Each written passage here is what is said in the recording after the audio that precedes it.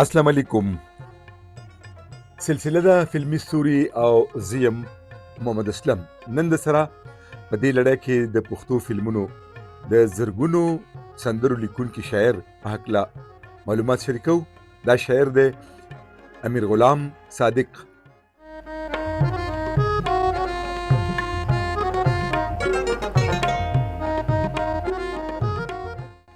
د پښتو فلمونو ابتدا د یوسف خان شیربانو نه وشوه چې هدایتکار عزیز تبسم او تخلیق کوونکې علي حیدر جوشي ولې دغه فلم موسیقاران لال محمد او محمد اقبالو چې د اردو موسیقي لوی نمونه ځکه چې دغه فلم په نغمو د اردو رنگ غالب دی. بیا چې کله په موسیقارانو کې رفیق شینواری په شاعرانو کې امیر غلام صادق پښتو فلم تراغله نو د پښتو فلمونو خون رنگ ایله پزې شو. امیر غلام صادق چې کومو فلمونو د پاره سندري لیکلي دي هغه ټول پټوله کامیاب فلمونو دغه په دې هنر به خبره کو ولې اول د امیر غلام صادق لنډ شان پیژنګلو. دا نامتو شاعر په کال 1915 خوشا کې په نوخار سره نږدې کندرو کلی کې زیږېدلی. د پلار نوم مشال خان. امیر غلام عصري تعلیم دومره نو حاصل کړي البته دینی سبق یې تر ډیره حده پورې ویلی. نوخار د پخوا راسې د شعر او ادب مرکز پاتې شوی دی. دلته ډیر لوی لوی شاعران تیر شوي دي. د خوشحال خان خټک نه واخلي تر دې دمه تکړه او نامور شاعران دی خوري زیږولي دي. د صادق صاحب د شاعرۍ دوه استادانو، یو لبید سرحد رئیس الشعراء حضرت مولانا عبدالله استاد چې په هندستان مقبره همایون کې د فارسی په یوې مشاعره کې ورته د رئیس الشعراء خطاب ورکړی شوی. دویم استاد غلام جان قیسو چې منشي فاضل او مولوی فاضلو د سوکای کلی اوسیدونکو. د امیر غلام صادق د وینا تر مخه هغه د شعر ابتدا د کال 1948 نه کړی و. استادان دینی عالمانو ځکه نو امیر غلام صادق د شاعرۍ شروع د نعت نوکه. د غډیر نعتونه په مولودونو کې نعتخوانانو ویل دي او لا اوسم وای. داسې په ریډیو پاکستان پیښور کې ډیرو نعتخوانانو د امیر غلام صادق نعتونه ویلي دي. دغه یو نعت شریف دومره زیات مشهور چې تر ننه خلکو ته یاد دی. وی جبرائیل امین ای نبی سرداره د شپه د معراج نبی. د حمد و نعت نه سربیره صادق د شاعرۍ نور اصناف هم لیکلي دي. دغه غزلې هم پیښور ریډیو کې خوندي شوي دي. دغه دوه غزلې ګلنار بیگم په خپل خوږ غږ کې هم د پیښور ریډیو په سټوډیو کې ریکارډ کړي دي. هغه به باقاعده په مشاعرو کې برخه اخیسته. خبره که د فلم وکړو نو هم د هغه وینا ده چې ماته چا ووی چې چمنی خان فلم جوړیږي چې ستا د کتاب نه کیسه اخیستې ده. ځکه نو زه د یو ملګري سره لاهور ته لاړم او د چمنی خان فلم هدایتکار سره ملو شوم. هغه راته ووی چې ته د دې فلم د پاره سندري ولیکه. صادق صاحب د فلم چمنی خان د پاره سندري ولیکلي. هغه په خپل یو مرکه کې وی چې دغه فلم په نیمه کې پاتې شوی. خو پروفیسور ډاکټر زبیر حسرت صاحب وی چې نه دغه فلم ریلیز شوی. دغه دوران کې ورته د فلم مومن خان شیرینه د پاره د سندرو لیکلو پیشکش وشو چې هغه هم د قبول کو. د مومن خان شیرینه نه پسې د ځینې نورو فلمونو د پاره هم سندري ولیکلي لکه هیبت خان، د وینې بدل، د ګودر غاړه او د مینې اور. دغه وختونو کې به حمزه بابا، د غزوی مراد شینواری، سردار خان فنا او قاسم حسرت هم په لاهور کې هغوی به هم د پښتو فلمونو د پاره سندري لیکلي.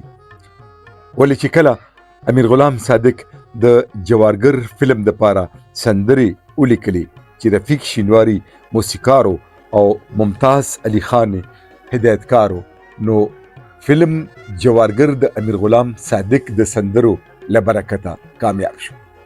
هغه وایي چې ما به اول طرز په ذهن کې راوستو، بیا به مې سندره لیکله.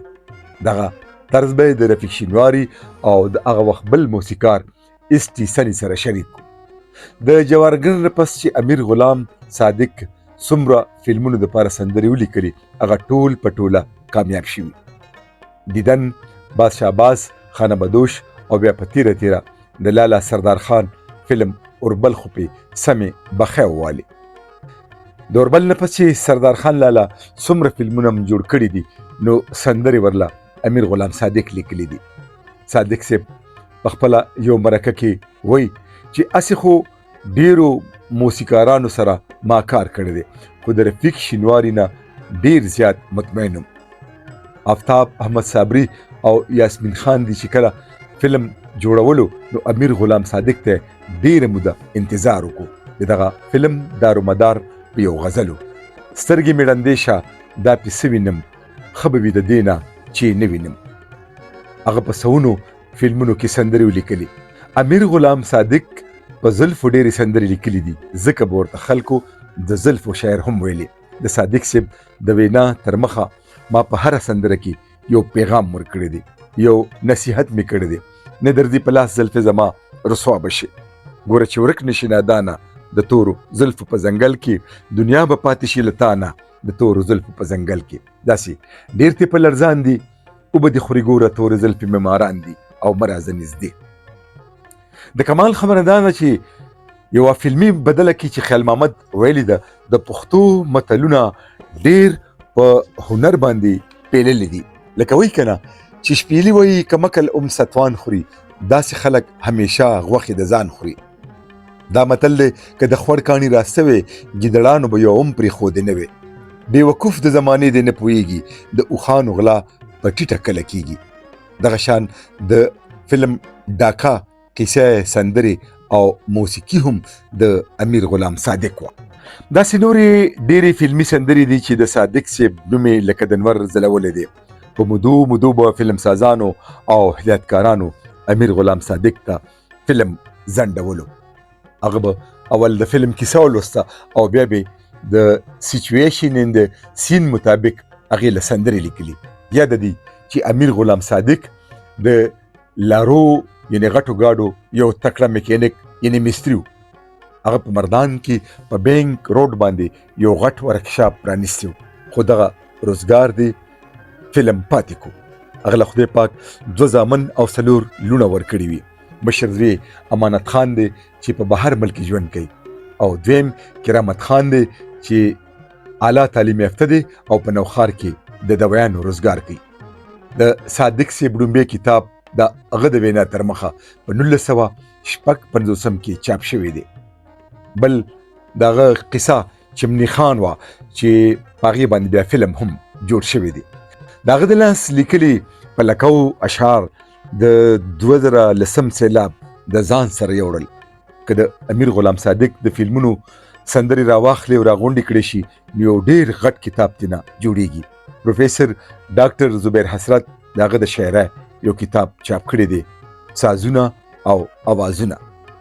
پروفیسر صاحب وایي پښتو شاعرۍ کې د نوخار د شاعرانو ځانګړی او خپل رنګ دی. دغه رنګ عوامي رنګ دی او په دغه عوامي رنګ کې امیر غلام صادق هم رنګ شوی دی. او اصل رنګ چې دی نو هغه د عبدالله استاد د اوزانو دی چې په هغه اوزانو کې امیر غلام صادق هم چونکې د هغه شاګرد و، نو هغوی ډېره زیاته شاعري کړې ده او عوامي یې کړې ده، د عوامو په ژبو کې یې کړې ده چې په عوامو کې ډېر زیات مقبولیت لري. د هغې د شاعرۍ ابتدا چې ده نو هغه یوې قیسې نه شوې ده چې هغه په 56 کې چاپ شوې وه، او دغه کیسه مونږ د امیر غلام صادق په اولنۍ شعري مجموعه ټولګه چې ده نو هغه د سازونو اوازونو په نوم باندې ما د هغوی د 4 ډایرونه ترتیب کړې ده. د کرامت صادق په مرسته په کومک باندې چې هغوی ما ته ډایرۍ راکړې وې. او امیر غلام صادق صاحب خوشبختي دا وه چې د هغې ډایرو نه پس ته په 2010 کې په نوخار باندې سیلاب راغی او د هر چا په کور کې چې څه مال متاو نو هغه تباہ او برباد شو، تس نس شو، تاله واله شو. او دا شاعري چې کوم دا نو د هغه محفوظه پاتې شوی یو قسم ده. نو دغې نه ما اته ډېرې وې او ما ته څلور ډېرې چې کوم دي نو رانقل کړې د استاد فرهاد محمد غالب ترین صاحب په کومک باندې. نو هغې پې هم لیکل وکړل او ما هم د هغې په شاعرۍ باندې لیکل وکړو. دغه کتاب مونږ د دانش کتابخانې نه د سازونو اوازونو په نوم باندې چاپ کړو. د امیر غلام صادق صاحب اخیری فلمونه چارګل او ورنټو، خو چې کله په فلمونو کې اوریاني او فحاشي راغله د فلم سازانو او هدایتکارانو غوښتنه د بیهوده سندره وه، نو صادق صاحب فلم پرېښودو او بیرته خپل کلي نوښار ته راغی. دغه دوران کې هغه ځینې ناروغو ونیو، هغه ته د ساه تکلیف او هغه هم د دغه بیمارۍ د لاسه په 30 اپریل کال 1998 کې په حق ورسېدو. انا لله و انا الیه راجعون. خبرې د خیشکو په لار د سړک په غاړه دی په ګوري نورشه. د امیر غلام صادق د استاد زوی محترم خورشید صاحب چې په خپله ډېر ښه شاعر او ورسره خوږ نعتخوان دی. خورشید صاحب ته د امیر غلام صادق پاکله ډېر څه معلوم دي. د هغې دا خبرې په دې نه مخکې چې دا د ووایم صادق صاحب بارک نو ما دا تا ته ستا یو غلطي په ګوته کوم چې هغه تاسو په خپل کتاب کې د یو مشاعرې ذکر کړو د حاجي بارک چې هندوستان کې په موږ بر همایون کې شوې وه او تاسو هغه لیکلي چې دا د اردو مشاعره وه. حالانکه یو تاریخي دغه و، هغه د فارسی مشاعره و. د هغې طرحه وه چې غلامی شوی نجد و حجاز و شام می بینم. د حاجي پې لیکلو چې با تج فشان ترک اثر گرتام می بینم، غلامی شوی نجد و حجاز و شام می بین. یو په خپله دغه غلطي ټکې په نورو دغه کې ووایه که نه چې دا د فارسی مشاعره وه. اوس راځم د امیر غلام صادق صاحب باره کې. نو امیر غلام صادق صاحب د مولانا عبدالله صاحب رئیس الشورا حضرت مولانا عبدالله صاحب چې د ما والد صاحب و د هغه شاګرد او د هغه خپله ویلي یو ځای کې چې د استاد په هر یو شعر کې معراج دی. صادق صاحب وایي د استاد په هر یو شعر کې معراج دی، د شاګرد په هر یو بیت کې زلفې زلفې دي. نو خبره داسې ده چې صادق صاحب چې به کله د اختر په ورځو کې کلي ته راغلو نو د حاجي سره به ملاقاتونه کول او د انور خان لالا په دوکان کې چې ډبي حجرې باخیلو کې وه. نو یو ځلې ورته ووایي چې ما ته یو سندره به زه لیکم نغمه او هغه داسې ده چې یو مالداره ښځه ده، هغه په هغه غریب سړي باندې یې خوښ دی، نو د هغې سالګرده ده او هغه به ورته هار اچوي. نو د حاجي ته وایي چې دا یو په دې نو د حاجي ورته ووایي چې دا ولیکه چې په سر دې د حیا د عزت شال شه مبارک، په سر دې د حیا د عزت شال شه مبارک، په غاړه کې د هار د نوي کال شه مبارک. وی بس استاد جي بس نور د ما کار دی، بس هغه سر یې ولیکلو. نو داسې نور په بعضې ځایونو کې لکه د هغه تصحیح چې په کله داسې راغو ټول شاګردان لکه سلیم پروانه به سر نه راغونډۍ به ناسته کوله. نو په یو بله موقع کې لکه داسې یو شعر دی چې نثار محمد خان چې کوم ریډیو کې هغه هم په دې ذکر کړو. نو دا یو چې ونه د چینار ټیکه په اوربل ما لیدلې ساره پټ پټې خندل. نو اوس دې کې خو خبره داسې وه چې د لکه ما لیدلې ساره اول ته چینار. نو د پښتو په روایتونو کې دا وایي مونږ به سهار وختي ځو یا هغه سهار به ورسره ملاویږو. نو دا عام تلفظ کې خو هلته چینار دی، نو د هغې سره قافیه بدلوله. نو هغه دا جي ورته دغه کړی چې دا خیر دې څه خبره نشته. داسې ځای په ځای به چې داسې به راغلو نو تصیرګانې به ورته کولې لکه بل یو د دې کلام دی هغه هم یو فلمي سندره وه نو هغې کې یو بیت ولې داګي اچلو چې اوس دې را بلمه نه راځې او پس د مرګه مې څه به یې مزه وي نابللې چې راځې نو بیا نثار محمد خان په دې خبره خو ورسره پاتې شوی ریډیو کې مو بیا فلمي دنیا ته هم تللی نو صادق صاحب د الله پاک وبخي هغه ډېر یو حقوی بل دا دی چې هغه د داجي سره چې هلک نو له عقیدت نو ورسره به ګرځېدو یو دی عبدالرحمن او یو پتنګ عبدالرحمن نو د داجي مرسیم د هغه ډېر خوښې وي په الکوانه کې چې دا شاعري پوره کوم نو داجي نعتونه به هم ډېر نو د داجي او مرثیه ده سور لکه الوان شو رنګ په پاکو وینو د حضرت د خاندان شو دشت کربلا